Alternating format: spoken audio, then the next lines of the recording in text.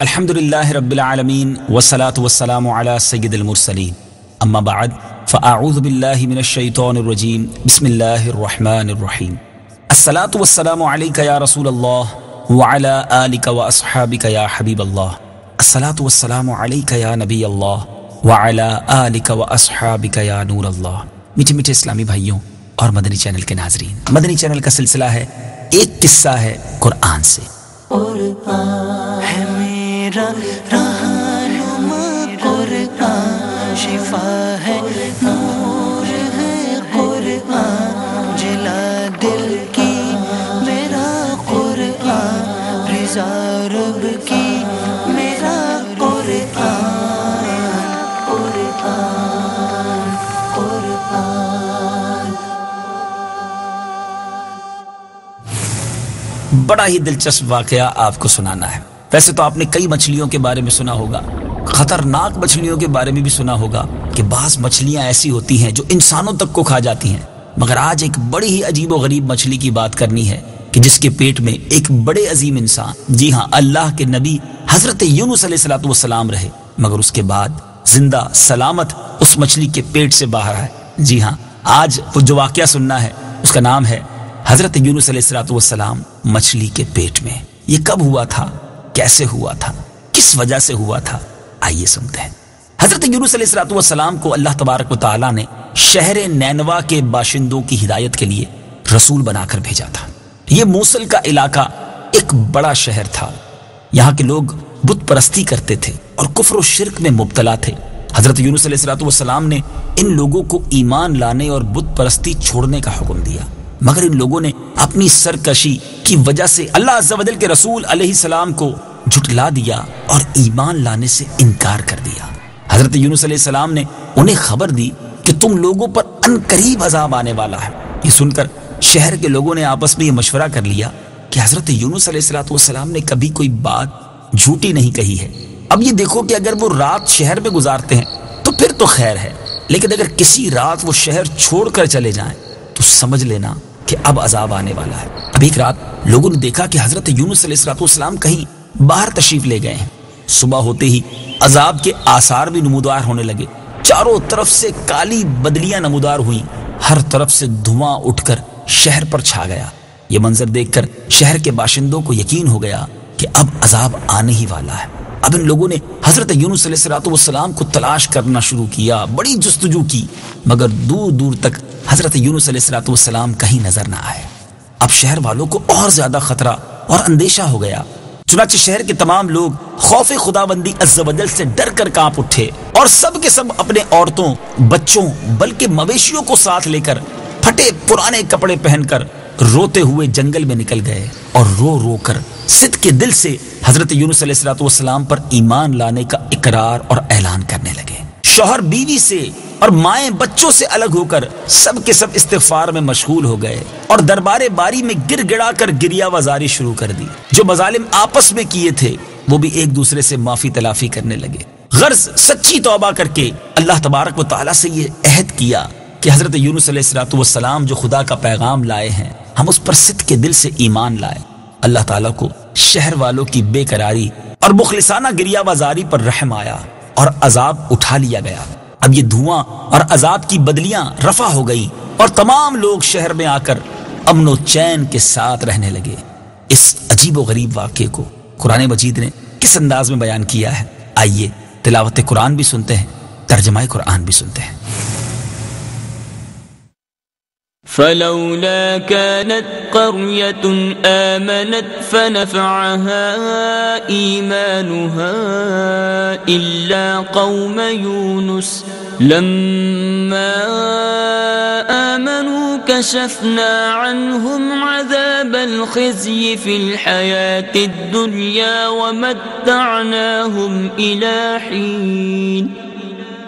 ترجمہ: تو کیوں ایسا نہ ہوا کہ کوئی قوم ایمان لے آتی تاکہ اس کا ایمان اسے نفع دیتا، لیکن یونس کی قوم جب ایمان لائی تو ہم نے ان سے دنیا کی زندگی میں رسوائی کا عذاب ہٹا دیا اور ایک وقت تک انہیں فائدہ اٹھانے دیا۔ میٹھے میٹھے اسلامی بھائیوں، یہاں ایک بات سمجھنے والی ہے کہ جب کسی قوم پر عذاب آ جاتا ہے تو عذاب آ جانے کے بعد ایمان لانا مفید نہیں ہوتا، مگر حضرت یونس علیہ الصلوۃ والسلام کی قوم پر عذاب کی بدلیاں آ جانے کے بعد بھی جب وہ لوگ ایمان لائے تو ان سے عذاب اٹھا لیا گیا۔ طبرانی شریف کی روایت ہے کہ شہر نینوا پر جب عذاب کے آثار ظاہر ہونے لگے اور حضرت یونس علیہ الصلوۃ والسلام باوجود تلاش و جستجو کے لوگوں کو نہیں ملے تو شہر والے گھبرا کر اپنے ایک عالم کے پاس گئے جو صاحب ایمان اور شیخ وقت تھے اور ان سے فریاد کرنے لگے تو انہوں نے حکم دیا کہ تم لوگ یہ وظیفہ پڑھ کر دعا مانگو، یا حی حین لا حی و یا حی یحیی الموتى و یا حی لا الہ الا انت۔ چنانچہ لوگوں نے یہ پڑھ کر دعا مانگی تو عذاب ٹل گیا۔ بعض روایتوں میں کچھ اور وظائف بھی ملتے ہیں۔ میٹھے میٹھے اسلامی بھائیوں، عذاب تو ٹل گیا، اب حضرت یونس علیہ الصلوۃ والسلام کہاں تھے اور پھر یہ واقعہ آگے کیسے بڑھا؟ حضرت یونس علیہ الصلوۃ والسلام شہر کے قریب آئے تو آپ نے شہر میں عذاب کے کوئی اثر کو نہیں دیکھا۔ لوگوں نے عرض کی کہ حضور اپنی قوم میں تشریف لے جائیے، تو آپ نے فرمایا کہ میں اپنی قوم میں کس طرح جا سکتا ہوں؟ میں تو ان لوگوں کو عذاب کی خبر دے کر شہر سے نکل گیا تھا مگر عذاب تو نہ آیا، تو اب وہ لوگ مجھے جھوٹا سمجھ کر قتل کر دیں گے۔ آپ یہ فرما کر غصے میں بھر کر شہر سے پلٹ آئے اور ایک کشتی میں سوار ہو گئے۔ یہ کشتی جب بیچ سمندر میں پہنچی تو کھڑی ہو گئی۔ اب وہاں کے لوگوں کا ایک بڑا عجیب و غریب عقیدہ تھا کہ وہی کشتی سمندر میں کھڑی ہو جایا کرتی ہے کہ جب کشتی میں کوئی بھاگا ہوا غلام سوار ہو جاتا ہے۔ چنانچہ کشتی والوں نے قرآن نکالا، قرآن دازی کی تو حضرت یونس علیہ الصلوۃ والسلام کا نام نکل آیا، تو کشتی والوں نے آپ کو سمندر میں پھینک دیا اور کشتی لے کر روانہ ہو گئے، اور فوراً ہی ایک مچھلی آپ کو نگل گئی، اور مچھلی کے پیٹ میں جہاں بالکل اندھیرا تھا آپ قید ہو گئے۔ مگر اسی حالت میں آپ نے یہ آیت کریمہ لا الہ الا انت سبحانک انی کنت من الظالمین یہ وظیفہ پڑھنا شروع کر دیا، اور اس کی برکت سے اللہ تعالیٰ نے آپ کو اس اندھیری کوٹھڑی سے نجات دی، اور مچھلی نے کنارے پر آ کر آپ کو اگل دیا۔ اس وقت آپ بڑے ہی کمزور اور نحیف ہو چکے تھے۔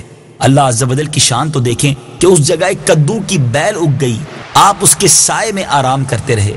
پھر جب آپ پہ کچھ توانائی آئی تو آپ اپنی قوم میں تشریف لائے، اور سب لوگ انتہائی محبت و احترام کے ساتھ پیش آ کر آپ پر ایمان لے آئے۔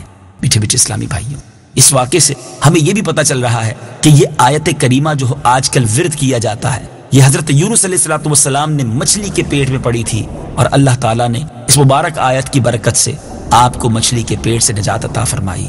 بڑا مبارک وظیفہ ہے، پڑھتے رہنا چاہیے۔ اب حضرت یونس علیہ الصلوۃ والسلام کی جو دردناک داستان ہے، قرآن پاک نے اس کو کس انداز میں بیان کیا ہے، آئیے تلاوت قرآن پاک بھی سنیں، ترجمہ قرآن بھی سنیں۔ وَإِنَّ يُونُسَ لَمِنَ الْمُرْسَلِينَ إِذْ أَبَقَ إِلَى الْفُلْكِ الْمَشْحُونِ فَسَاهَمَ فَكَانَ مِنَ الْمُدْحَضِينَ فَالْتَقَمَهُ الْحُوتُ وَهُوَ مُلِيمٌ فَلَوْلَا أَنَّهُ كَانَ مِنَ الْمُسَبِّحِينَ لَلَبِثَ فِي بَطْنِهِ إِلَى يَوْمِ يُبْعَثُونَ فَنَبَذْنَاهُ بِالْعَرَاءِ وَهُوَ سَقِيمٌ وَأَنبَتْنَا عَلَيْهِ شَجَرَةً مِّن يَقْطِينٍ وَأَرْسَلْنَاهُ إِلَى 100,000 أَوْ يَزِيدُونَ فَآمَنُوا فَمَتَّعْنَاهُمْ إِلَى حِينٍ۔ ترجمہ، اور بے شک یونس ضرور رسولوں میں سے ہیں، جب وہ بھری کشتی کی طرف نکل گیا تو کشتی والوں نے قرعہ ڈالا تو یونس دھکیلے جانے والوں میں سے ہو گئے، پھر انہیں مچھلی نے نگل لیا اور وہ اپنے آپ کو ملامت کر رہے تھے، تو اگر وہ تسبیح کرنے والا نہ ہوتا تو ضرور اس دن تک اس مچھلی کے پیٹ میں رہتا جس دن لوگ اٹھائے جائیں گے۔ پھر ہم نے اسے میدان میں ڈال دیا اور وہ بیمار تھا، اور ہم نے اس پر کدو کا پیڑ اگا دیا، اور ہم نے اسے 1,00,000 بلکہ زیادہ آدمیوں کی طرف بھیجا، تو وہ ایمان لے آئے تو ہم نے انہیں ایک وقت تک فائدہ اٹھانے دیا۔ میٹھے میٹھے اسلامی بھائیوں، اب یہاں اس واقعے سے سیکھنے کو کیا ملتا ہے؟ کہ توبہ کریں، استغفار کریں، خوب اللہ کی بارگاہ میں گر گڑائیں تو بڑے بڑے طوفان ٹل جایا کرتے ہیں، بڑی مصیبتیں دور ہو جایا کرتی ہیں۔ اگر آپ کسی پریشانی میں ہیں، آپ کسی مشکل میں ہیں، کسی مصیبت میں ہیں، اپنے رب کو پکاریے، لیکن دل سے پکاریے، سچی نیت کے ساتھ پکاریے، آنسو بہا کر توبہ کیجیے، وہ کریم ضرور کرم فرمائے گا۔ لیکن دیکھیں، صرف کانوں کو ہاتھ لگا لینا، گالوں پر چپت لگا کر توبہ توبہ کہہ لینا، یہ کافی نہیں ہے۔ توبہ ندامت کا نام ہے، شرمندگی کا نام ہے، اور دل کے پکے ارادے کا نام ہے کہ اب گناہ کرنا بھی نہیں، جو کیا ہے اس سے سچی توبہ بھی کرنی ہے، آئندہ زندگی اس غلطی سے باز رہنا ہے، ضرور کرم ہوگا۔ دوسری بات جو اس واقعے سے سیکھنے کو مل رہی ہے کہ اللہ تبارک و تعالی اپنے نیک بندوں کو، یہاں تک کہ نبیوں کو، کیسی کیسی آزمائشوں میں، امتحانوں میں مبتلا کرتا ہے، مگر یہ امتحان، یہ آزمائشیں گویا ان کے مراتب کو، ان کے درجوں کو بلند کرنے کے لیے ہوتی ہیں، اور پھر اس کے بعد جب ان امتحانوں میں وہ کامیاب ہوتے ہیں تو ذرا غور تو کیجئے پھر کیسے انعام و اکرام سے بھی نوازتا ہے۔ اب اگر آج مجھ پر اور آپ پر کوئی آزمائش آ جائے تو یہ غور کرنا چاہیے کہ ہماری تو کوئی حیثیت نہیں، اللہ کے نبیوں کو کیسے کیسے طوفانوں، مصیبتوں، پریشانیوں میں مبتلا کیا گیا اور وہ اس پر ثابت قدم رہے، اللہ کی وہاں بھی ثنا کرتے رہے، رب سے وہاں بھی مدد مانگتے رہے۔ تو ہم بھی اگر کسی مشکل میں ہیں تو صبر کا دامن نہ چھوڑیں، اور اگر یہ امتحان آیا ہے تو اس پر پورا اترنا ہے، شکوے شکایت کر کے صبر کا ثواب تو ضائع نہ کریں۔ شاعر لکھتے ہیں نا، زباں پر شکوے رنجو علم لایا نہیں کرتے، زباں پر شکوے رنجو علم لایا نہیں کرتے، نبی کے نام لیوا غم سے گھبرایا نہیں کرتے۔ ہمت میں رہیے، اللہ تبارک و تعالیٰ کی بارگاہ سے مدد مانگتے رہیے، انشاءاللہ یہ مشکل دور ہونی ہے، یہ وقت بھی گزر جائے گا۔ جی ہاں، آپ پر اور ہم پر پھر خوشحالی کے دن آئیں گے۔ اللہ تعالیٰ ہم سب کو صبر کا دامن تھامے رکھنے کی توفیق عطا فرمائے، فیضان قرآن کو خوب عام کرنے کی توفیق عطا فرمائے۔ دیکھیں نا، قرآن پاک میں کتنے خوبصورت واقعات بھی ہیں اور ہمارے لیے کتنے پیارے پیارے مدنی پھول بھی ہیں۔ مدنی چینل دیکھتے رہیے، اگلے سلسلے میں ایک اور قصہ قرآن کا لے کر حاضر ہوں گے۔ صلو علی الحبیب صلی اللہ تعالی علی محمد صلی اللہ علیہ وسلم۔